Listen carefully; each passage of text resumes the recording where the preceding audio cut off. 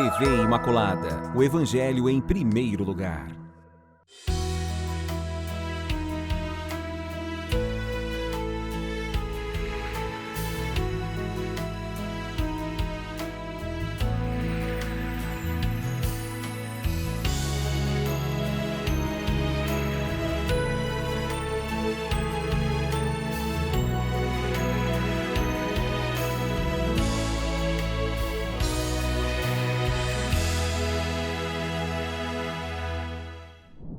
Olá, queridos amigos, nosso programa Página da Bíblia no Ar, mais uma vez, contando com a sua presença, mais oportunidade de um conhecimento, um aprofundamento. Hoje, nossa dupla maravilhosa, agradeço a professora Maíla sua presença.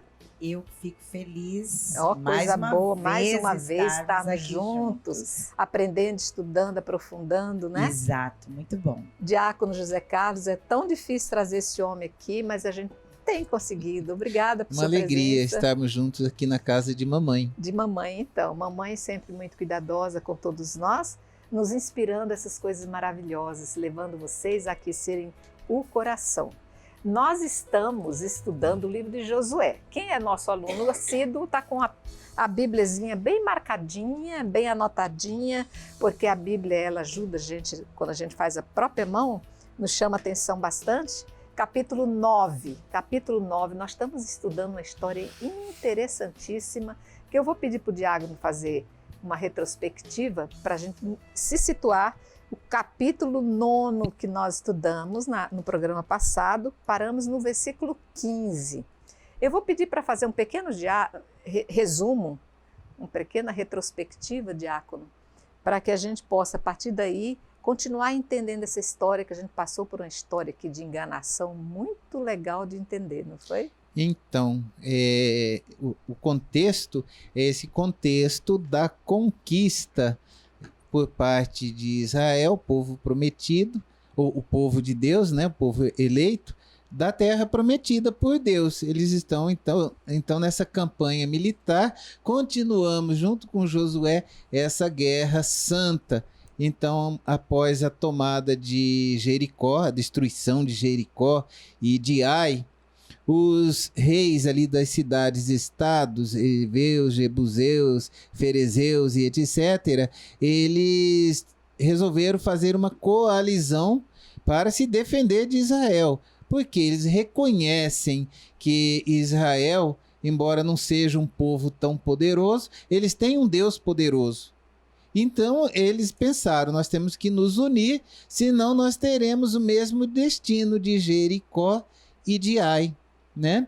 Mas aí o que acontece? Os heveus, que são os gabaonitas, eles eram a bola da vez, podemos dizer assim, né? E eles bolam um estratagema, né? Uma estratégia, usam a astúcia, né? E eles têm que mentir, porque se eles chegassem dizendo, nós queremos fazer um acordo, não ia ter acordo, porque eles já estavam destinados também ao anátema, ao interdito. Então eles tiveram essa ideia, né, de fazer todo aquele estratagema que nós vimos no programa anterior e que vai ter o seu desenrolar hoje. Eles enganaram literalmente, aplicaram 7:1 em Josué e seus comandantes, conseguiram o juramento por parte da chefia, né, do Estado-Maior de Israel, eles conseguiram o juramento. E agora vamos ver como se desenrola toda essa história, todo esse imbróglio santo. Uhum. Que não é porque não fosse Josué que não poderia passar por uma enganação.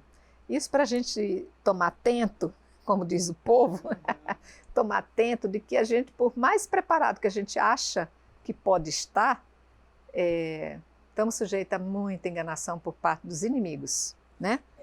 Por isso que a guerra, a estratégia de guerra não é só uma estratégia militar fisicamente, mas é intelectualmente. Não tem lá a inteligência militar.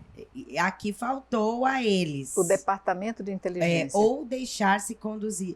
Uma coisa, nem entramos ainda, mas só porque lembrei agora e vale a pena a gente colocar. Quando Josué dar a resposta para eles, para os gabaonitas, a resposta na questão de juramento.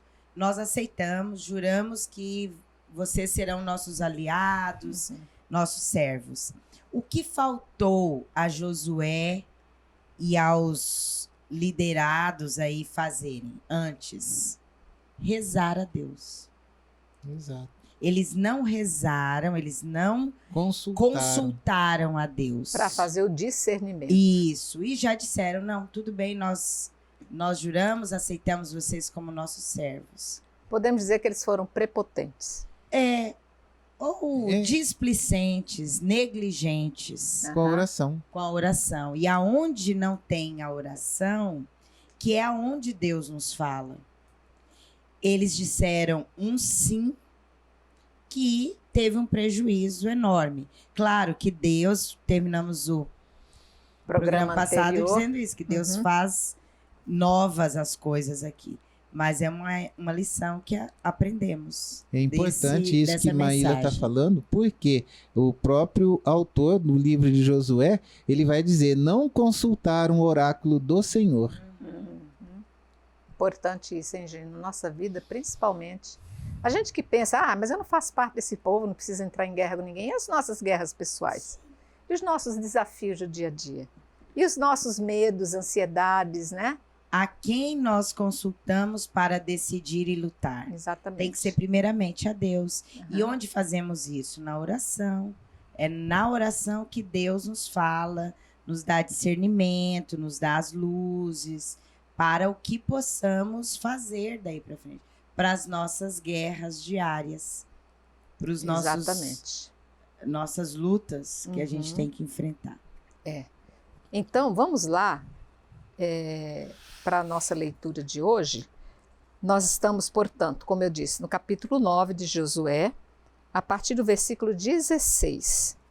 Vai dizer assim: aconteceu que, 3 dias depois de fazerem aliança com eles, descobriram que eram seus vizinhos e que habitavam no meio deles. Os israelitas partiram do acampamento e chegaram às suas cidades ao 3º dia. As suas cidades eram Gabaon, Cafira, Berô e Cariá e Arim. Os israelitas não os feriram, visto que os notáveis da comunidade prestaram-lhes juramento por Yahvé, Deus de Israel. Porém, toda a comunidade murmurou contra os notáveis. Então, todos os notáveis disseram a toda a comunidade: nós lhes juramos por Yahvé, Deus de Israel, e, portanto, não podemos tocar neles. Isto é o que lhes faremos: deixar-lhes a vida salva, para que não venham sobre nós a ira devido ao juramento que lhes prestamos. Os notáveis disseram: que vivam, mas que sejam rachadores de lenha e carregadores de água para toda a comunidade. Falaram-lhes, pois, assim os notáveis. Josué convocou os gabaonitas e disse-lhes: por que nos enganastes, dizendo, estamos muito distantes de vós, quando habitais em nosso meio? Agora, pois, sois malditos, e jamais cessareis de ser servos como rachadores de lenha e carregadores de água na casa de meu Deus. Responderam a Josué: é que se anunciou com certeza aos teus servos a ordem dada por Yahvé teu Deus, a Moisés seu servo, de vos entregar toda esta terra e de exterminar diante de vós todos os seus habitantes. Por isso, a vossa aproximação, fomos tomados de grande medo pelas nossas vidas. Eis porque agimos assim. Agora, pois, estamos nas tuas mãos. Faze-nos aquilo que te parecer bom e justo. E assim os tratou. Livrou-os da mão dos israelitas, que não os mataram. Naquele dia, Josué os colocou como rachadores de lenha e carregadores de água para o serviço da comunidade e do altar de Yahvé até o dia de hoje, no lugar que ele escolheu. Eles... Houve uma forma de dizer, já que nós erramos em não termos percebido e orado a Deus, pedindo que desse discernimento, temos uma forma melhor de resolver tudo isso. Sim. E foi uma forma, assim, até bem bem humana, digamos assim. Josué reconhece que erraram porque não foram aqueles que consultaram a Deus para decidir, para jurar. E diante dessa situação, os gabaonitas, os heveus, também reconhecem por que fizeram isso. Também se humilharam diante da estratagema que tomaram. Quando eles disseram, olha, fizemos isso, mentimos, enganamos vocês, fizemos vocês jurarem, porque tínhamos medo de perder a nossa vida. Agora, diante do nosso erro, trate-nos como vocês quiserem. Quase que livrando eles até do juramento. Diante do que nós fizemos, vocês estão livres agora para fazer o que quiserem conosco. Então, se rebaixaram também. E aí mostra uma atitude bonita de Josué, do povo de Israel, de compaixão com eles. Humildade por parte dos heveus e compaixão por parte dos deles, israelitas. Porque ele diz, não, tá bem então, agora vocês terão consequências do que vocês fizeram, serão rachadores de lenha e carregadores de água.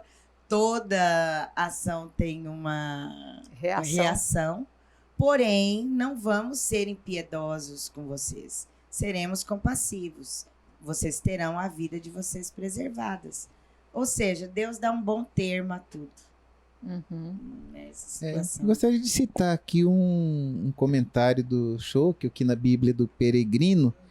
Ele diz assim, o discurso de Josué tem algo de interrogatório, judicial e sentença. A maldição corrobora o castigo. Pela referência ao templo, porque ainda não existia o templo, então nós temos aqui uma evidência de que é o deuteronomista que está escrevendo. Então, pela referência ao templo, alguns quiseram identificar os gabaonitas com os netineus, os doados, que vai encontrar lá no livro de Esdras, capítulo 2, versículo 43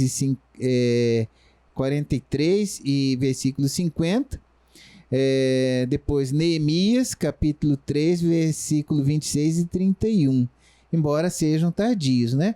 Mas então há essa relação, né, com esses netineus que também faziam esse trabalho de rachadores de lenha e carregadores de água no templo de Israel e para o povo de Israel. Eles fazem essa associação. Não sei se há assim, uma evidência histórica concreta, mas os comentadores identificam, né? Muito bem. Entramos agora no capítulo 10º. Vou fazer esse primeiro trechinho, que vai do 1 ao 5, que vai dizer: ora, aconteceu que Adonisedeque, rei de Jerusalém, soube que Josué havia tomado Ai e a havia consagrado ao anátema, tratando Ai e o seu rei como havia tratado Jericó e o seu rei, e que os habitantes de Gabaon haviam feito a paz com Israel e permaneciam no meio deles. Ele ficou apavorado, pois Gabaon era uma cidade tão grande como as cidades reais, era maior do que Ai, e todos os seus homens eram guerreiros. Então Adonisedeque, rei de Jerusalém, mandou dizer a Oã, rei de Hebron, a Faraã, rei de Jarmu, e Jáfia, rei de Laquis, e a Dabir, rei de Eglon: subi a mim e ajudai-me a destruir Gabaon, porque ela fez a paz com Josué e os israelitas. Os 5 reis dos amorreus, tendo se reunido, subiram, eles e todos os seus exércitos, a saber, o rei de Jerusalém, o rei de Hebron, o rei de Jamu, o rei de Laquis e o rei de Eglon. Sitiaram Gabaon e a atacaram. Aí vem as consequências, né? Não basta você ter criado uma estratagema para você livrar o seu povo e a si da destruição e da morte, mas agora vem as consequências dos invejosos, aqueles de olho comprido, aqueles que ficaram de olho no que você fez para tentar destruir Gente, mas o que é o poder de uma guerra, né? Como que eu posso entender isso aí? Como é que é visto esse estratagema agora? Pode falar. Então entra de novo a questão do pavor e do terror. Os que restaram, eles falaram, já foi Jericó, já foi Ai, os Gabaonitas se uniram a eles. Gabaon é uma cidade tão poderosa quanto nós, se renderam a eles. Então agora nós estamos lascados. Estamos fritos agora Então nós temos que nos unir. a outros. E o que é? Se uniram, unirem, né? se uniram contra Gabaon, porque ó, você nos traiu.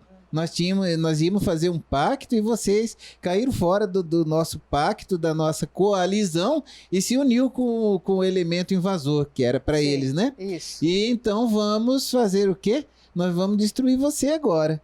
E aí que vem a cena do próximo capítulo, que eles vão pedir socorro para quem? Para Israelitas. Israel. E aí vai Com se certeza. manifestar a glória do Senhor. Mostra claramente essas estratégias de guerrilha aqui. Ou seja, antes Gabaon era a bola da vez para ser destruída por Israel. Vão lá e se aliam. Não enfrentam, se aliam a Israel. Esses que ficaram de fora, agora, vendo o perigo, vão atacar Gabaon. Mais revoltados Porque ainda. ele é visto agora, os heveus, como traidores. Uhum. Olha, Olha só até onde vai. Vamos ver esse trechinho do versículo 6, que vai aparecer então Josué que socorre Gabaon. Os homens de Gabaon mandaram dizer a Josué no acampamento de Gilgal: não retires tua ajuda de teus servos, apressa-te em subir até nós para nos salvar e nos socorrer, pois todos os reis amorreus que habitam as montanhas coligaram-se contra nós. Josué subiu de Gilgal, ele, todos os guerreiros e toda a elite do exército. E Yahvé disse a Josué: não os temas, eu os entreguei nas tuas mãos e nenhum dentre eles te resistirá. Josué os atacou de repente, depois de haver marchado toda a noite desde Gilgal. Então, na verdade, a gente vê até onde se estendeu o benefício que Gabaon vai receber, né? Apesar do que fizeram, eles acabam atraindo a compaixão, como você disse, dos israelitas, que agora vão defender esse povo como sendo um povo deles também, né? Deus tem seus meios. Talvez aqui, se Gabaon não tivesse se aliado a Israel, todos teriam sido destruídos. Quando eles fizeram essa ação, Deus preserva o povo gabaonita, os heveus. Verdade. Então, os meios que Deus tem nessa estratégia de guerra, Uhum. de conquista. Vamos sempre lembrar que eles estão nessa conquista da terra, nessa luta, nessa busca de ir se afixando a esses territórios, a esses lugares ali na terra de Canaã. O que mostra aqui diversas cidades-estados. Jerusalém, Hebron, Laques, Eglon, eram cidades-estados muito fortes, para ver o quanto aquela terra ali era uma terra povoada e que tinha dono. O povo de Deus estava lutando para consegui-la. Então, eu estou raciocinando aqui, pensando. Gente, mas se essa terra já tinha gente, por que é que chegou esse povo de repente? Sai, que agora é minha. Mas vamos lembrar que esse povo foi tomado por escravo e foi praticamente dizimado, porque eles ficaram como escravos o quê? 400 anos. Foi destruído tudo que eles tinham. Um povo que é como se fosse hoje, de repente toma o Brasil, leva o Brasil para ser escravo de outro país e deixam a gente 400 anos. Nós, ao recebermos o apoio de Deus, de Yahvé, nós teríamos o direito de retornar à nossa terra e dizer: pode sair, vocês todos estão tomando conta desse precioso Brasil, cheio de ouro e riquezas, porque essa terra é nossa, nos fizeram escravos. Então, realmente era direito deles tomar posse de uma terra. E quem vai dizer que eles têm esse direito é o próprio Deus Yahvé. Então, uma guerra muito justa, uma guerra para lá de honesta, né? Uma promessa já feita a Abraão, sai da tua terra e vai para o lugar que eu lhe mostrarei. Isso. Então, bem antes já tinha sido prometida por Deus, né? Assim, por trás das palavras, a gente percebe também essa universalidade da salvação que vem de Deus, né? Porque Deus elege Israel para se revelar ali, né? Mas essa revelação não é só para Israel, é também assim para toda a humanidade. Deus está preparando. E aí a gente já percebe a misericórdia de Deus no meio de toda essa história humana, dessas palavras humanas, com os gabaonitas, né? Com os heveus. Por quê? Eles reconheceram o poder de Deus, né? E, claro, eles foram falar com quem? Com o representante que é de Deus, que é Josué, e lá os generais. E aí, por reconhecerem que eles não poderiam com o Deus de Israel, eles se submeteram e acabaram tornando-se também agregados, né? Tornaram-se ali parte do povo. Parte do povo de Deus. E agora eles vão experimentar o poder de Deus, porque eles vão sofrer por ter se aliado a Deus. Eles vão sofrer a perseguição por parte dessas cidades-estados, tão grandes quanto eles, né? Mas nós vamos ver, então, o dedo de Deus aí agindo, protegendo esse povo de Gabaão que se submetera a ele.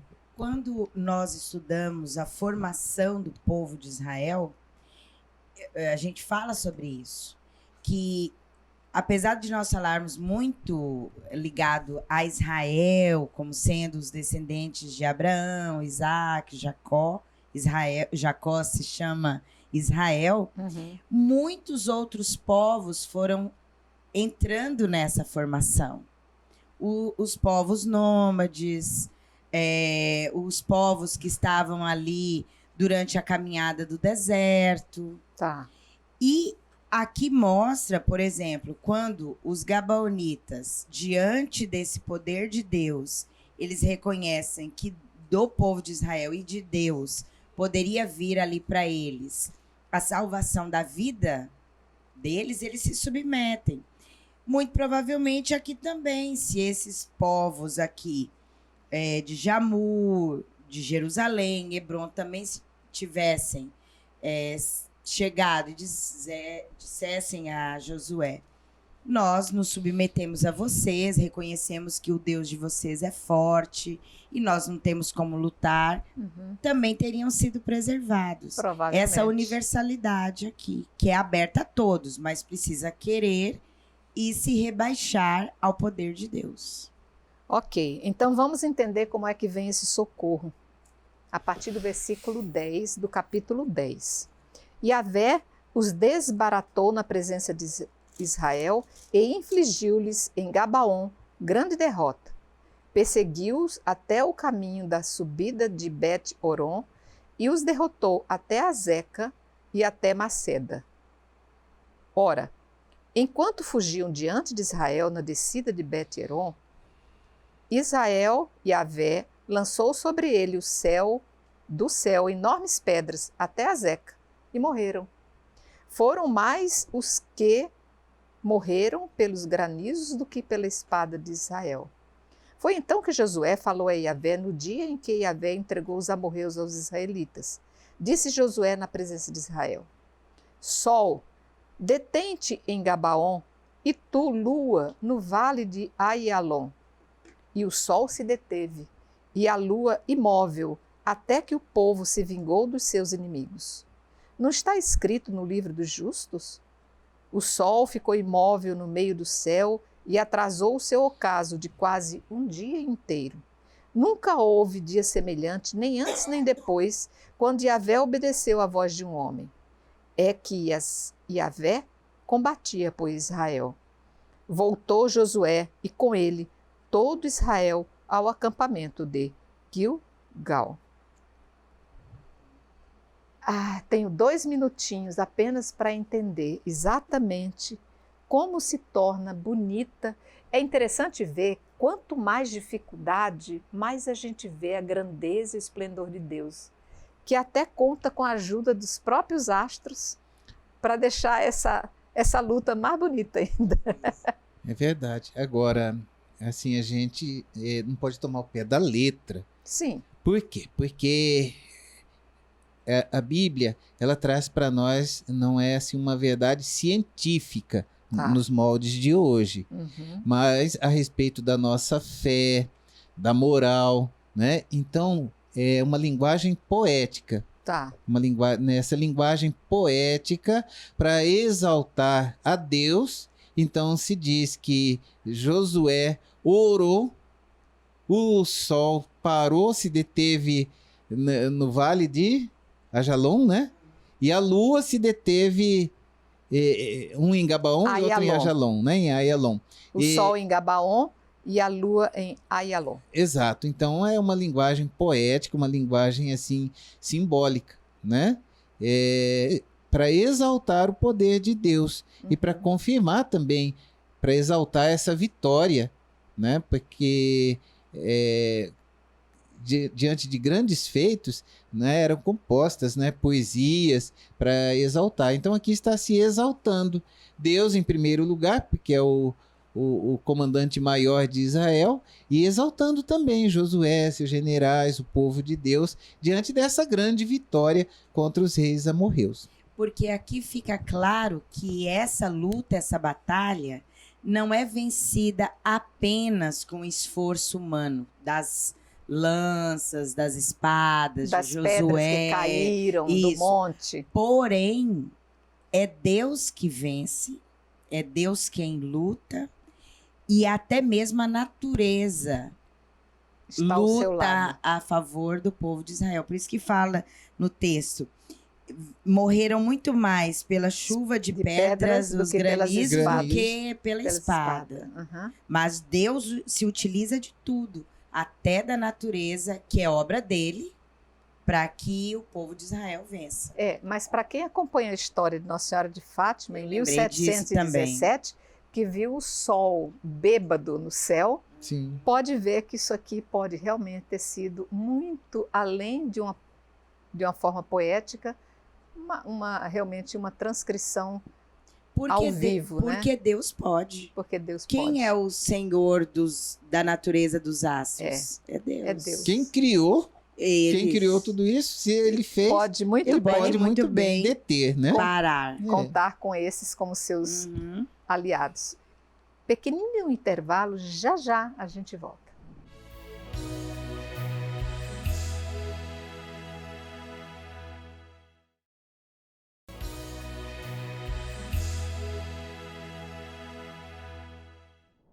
Voltamos, estamos tentando entender todo esse imbróglio que aconteceu por conta desses reis que ficaram enciumados por Gabaon ter conquistado o beneplácito de se deixarem o povo vivo, e eles agora resolvem invadir Gabaon. Então, esses 5 reis vão mostrar sua tirania, sua determinação em destruir, a gente está vendo então um levante. Vamos ver o que vai acontecer com esses 5 reis, portanto, que foram vencidos por Israel. Aqueles 5 reis fugiram e se esconderam na caverna de Maceda.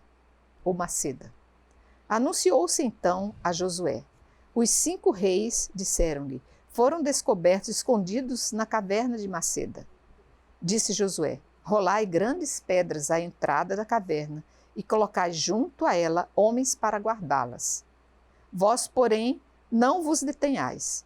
Persegui vossos inimigos, cortai-lhes a retaguarda, e não os deixeis entrar nas suas cidades, pois Yahvé, vosso Deus, os entregou nas vossas mãos. Quando Josué e os israelitas acabaram de lhes infligir uma grande derrota a ponto de exterminá-los, todos os remanescentes vivos entraram nas cidades fortificadas. Todo o povo voltou ao acampamento são e salvo junto a Josué em Maceda, e ninguém ousou fazer coisa alguma contra os israelitas. Disse então Josué: abri a entrada da caverna, e fazei sair dela os 5 reis, e trazei-mos. Fizeram, pois, assim, e trouxeram-lhe da caverna os 5 reis. O rei de Jerusalém, o rei de Hebrom, o rei de Jamu, o rei de Laques e o rei de Eglon. Quando fizeram sair esses reis, Josué chamou todos os homens de Israel e disse aos comandantes do exército que o havia acompanhado: aproximai-vos e ponde o pé sobre o pescoço destes reis. Eles, aproximando-se, puseram o pé sobre a nuca deles. Não temas e nem vos acovardeis, disse-lhes Josué.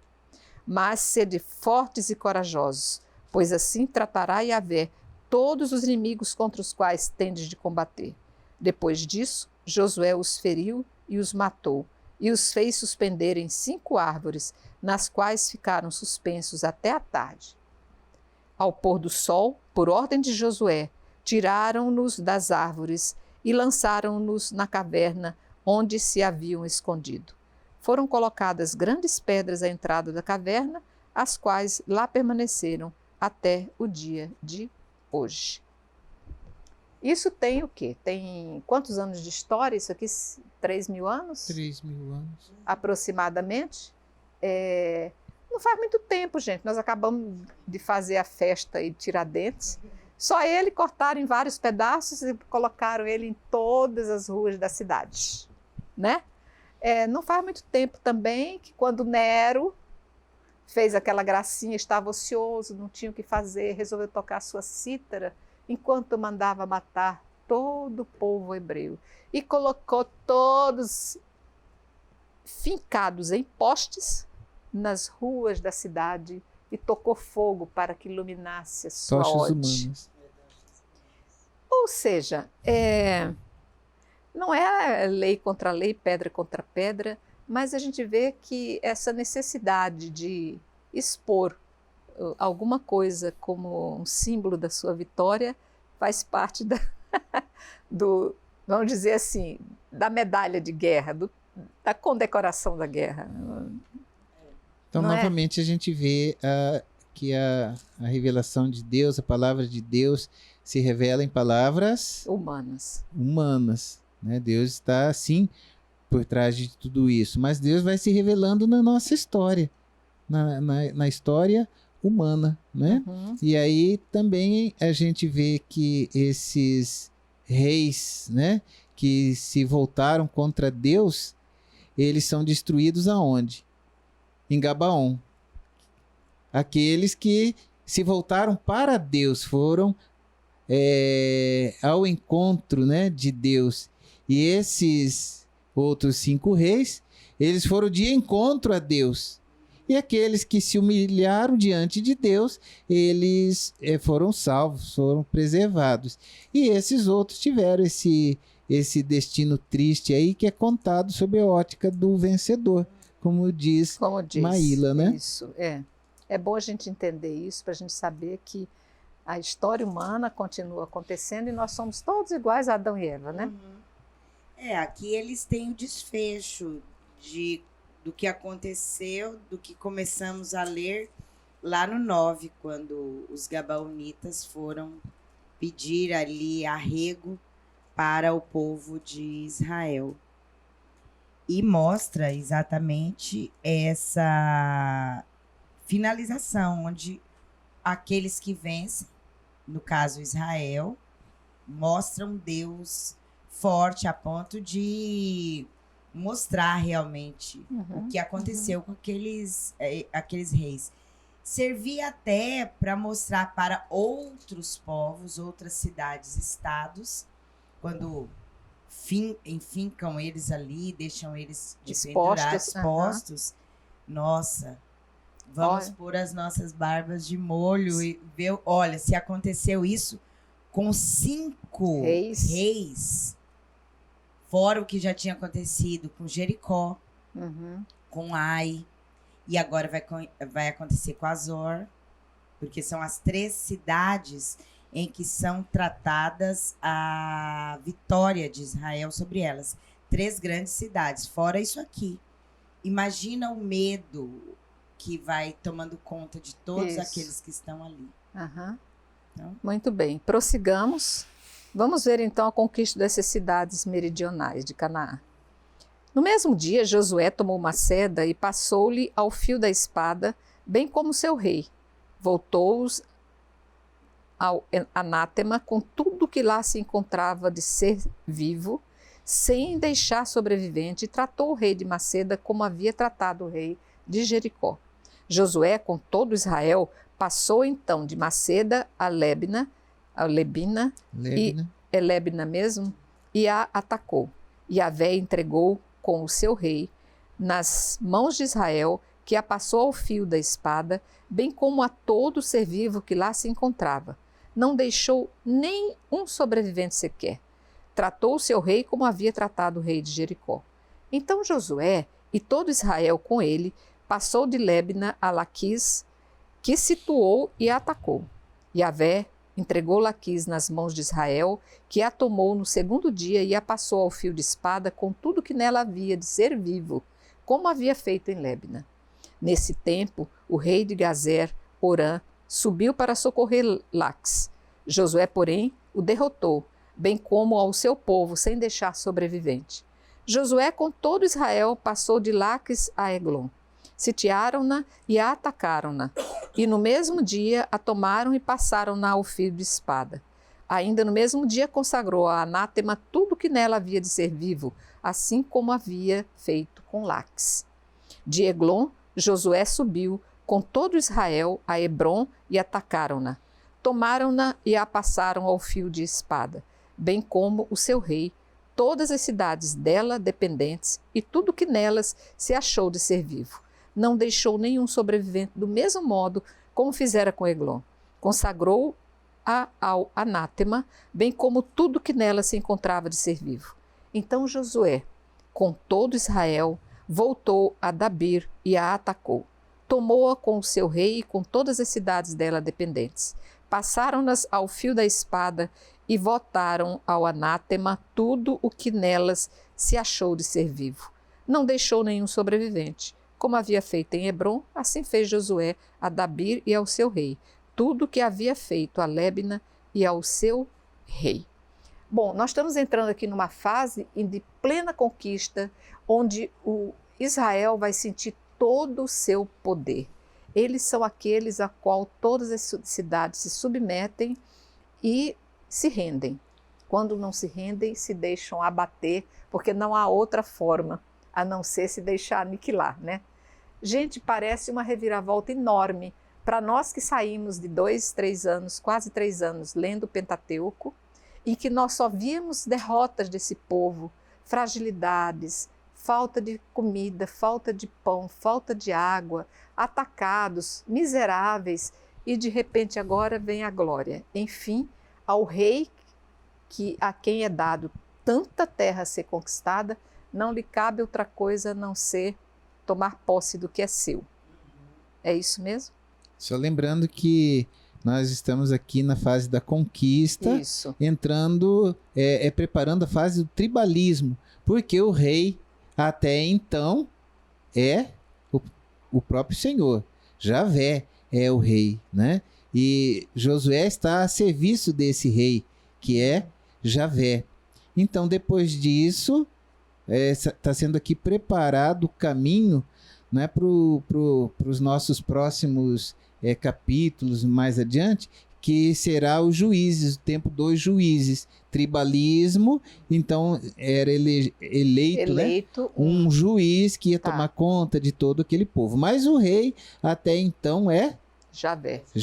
E ele está aqui manifestando a sua glória. Né? E nós temos toda essa revelação da palavra de Deus em palavras e atos humanos, desse Deus glorioso se revelando na história humana.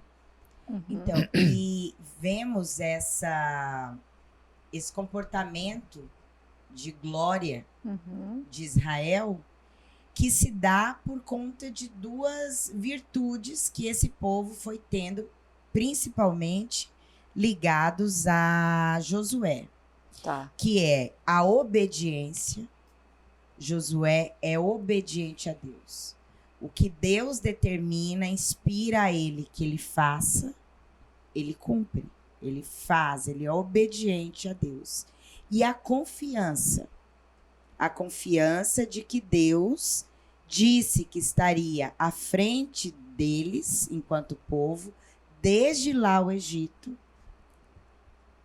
durante a caminhada do deserto, salvando esse povo, livrando esse povo da morte durante 40 anos, e que vai continuar estando durante essa entrada, essa batalha, essa conquista, até o momento em que eles terão essa terra dividida.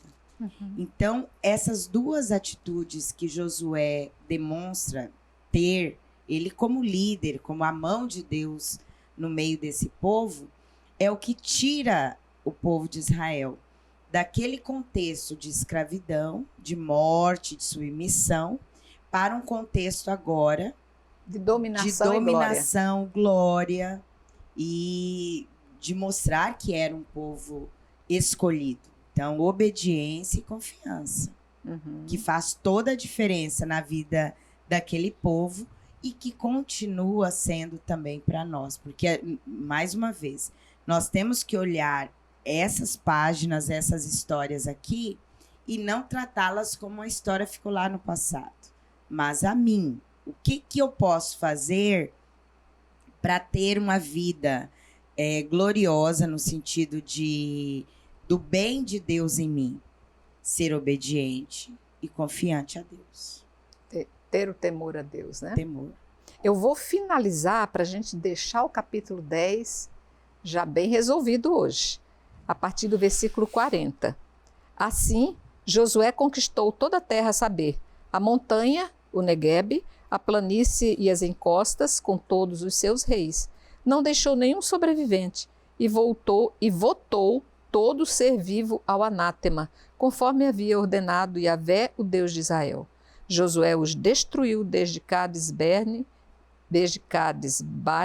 até Gaza e toda a terra de Gozém até Gabaon. Todos esses reis com suas terras, Josué os tomou de uma só vez, porquanto Yahvé, Deus de Israel, combatia por Israel. Finalmente, Josué, com todo Israel, voltou ao acampamento de Gilgal, com a sua soberania, com o seu... deve ser muito bom. Com aquele afã de, enfim, cumprir uma missão. E eu quero aqui recordar, eu estou com um livrinho aqui que eu quero que vocês conheçam, até para estimular um pouquinho a curiosidade. Meus mestres aqui me estimulam também, e eu acho isso ótimo. Não podemos esquecer que Josué é aquele que aprendeu com Moisés, que recebeu de Moisés todo o ensinamento e todas as práticas do dia a dia, foi acompanhando, foi vivendo, até que quando chegou ao Rio Jordão, Deus tinha dito: Moisés, tu não atravessarás, né? Então, Moisés cumpre sua missão já com 120 anos e desaparece. Essa missão agora é entregue a Josué. E eu não esqueço Moisés, e Moisés está aqui. Se vocês quiserem, vou sugerir que vocês leiam este livro maravilhoso, A Vida de Moisés, que a Maíla me ajudou a descobrir. E eu estou assim tentando, já que eu aprendi biblicamente que era Moisés, agora aqui eu tenho a oportunidade de saber quem era Moisés, até por sua personalidade, por sua vida, por detalhes daquilo que a gente foi descobrindo pelas palavras agora de São Gregório de Nissa, santo da igreja. Portanto, excelente, se você quiser aprofundar, um dos padres da igreja, fantástico, para que a gente possa então ir se apaixonando por esses homens que realmente merecem nossa reverência. Meu São Moisés está aqui para eu conhecê-lo mais, né? Falta agora eu dar o título de São a Josué, mas ainda não cheguei lá. Josué está se mostrando um grande guerreiro e um homem muito responsável em levar avante toda essa proposta de vida que Moisés coloca nas suas mãos, mas ele ainda tem que percorrer um caminho. Interessante se nos localizarmos aí assim geograficamente nessa campanha.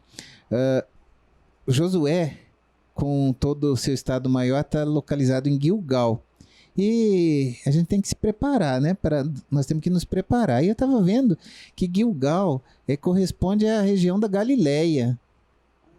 Né? E assim como Jesus sobe de Nazaré, na Galileia, ele sobe a Jerusalém, o Josué, ele sobe de Gilgal, que é na região da Galileia, até o sul, né? Que vai estar Jerusalém, todas essas outras cidades ali para conquista. Então, até agora, nós vimos a conquista da região sul ali da Palestina.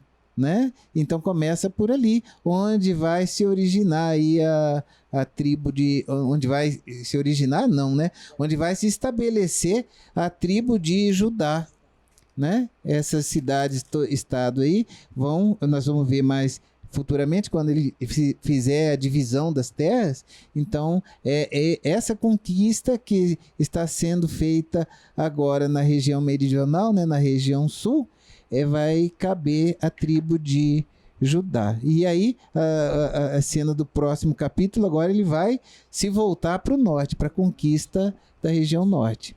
E aí, me lembro quando lemos a morte lá de Moisés, e ficamos, coitadinho de Moisés, fez toda essa caminhada, olha só a terra, mas não entra.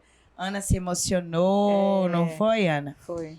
Imagina a ideia de Moisés tendo que enfrentar todas essas batalhas. Ou seja, a batalha de Moisés foi ajudar na organização, libertação e condução do povo. Mas para essas batalhas militares aqui, era necessária um homem mais jovem. Um homem mais jovem. Por isso, Josué acompanha, permanece nessa caminhada e vai ser com Caleb aqueles que vão entrar nessa terra prometida. Porque precisava realmente de um homem, de um guerreiro. Como Josué. Então, não é à toa que Moisés tem o sentimento de cumprir o seu dever, olhar e passar agora essa próxima etapa a Josué.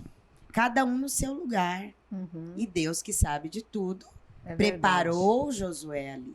Então vai chegar uma hora que nós vamos dar os louros, como você diz, a Josué. Não da mesma maneira, porque na história Moisés teve um papel ímpar. Mas o quanto Josué foi importante nessa história da salvação e de conquista, de adquirirem mesmo, retomarem essa terra prometida que Deus fez a Abraão a promessa. Muito bem, meus queridos. Ficamos aqui nos deliciando ao longo dessa semana com esse capítulo 10, né, que nós fechamos, pedindo que você aprofunde seu conhecimento, lance-se um pouco mais, a sua fé com certeza vai ser aflorada, vai ser sedimentada e você vai ter em Deus realmente aquele que pode determinar todo o seu dia. É para isso que nós estamos nessa batalha, no dia a dia, com cada um dos nossos mestres nos ajudando, é esse entendimento, né? Então, agradecemos a sua presença, agradecemos sua constante assiduidade aqui conosco nos nossos encontros. Contamos com você nos próximos programas. E aqui, rendo minha homenagem à nossa querida mãezinha, Salve Maria Imaculada. Salve Maria Imaculada.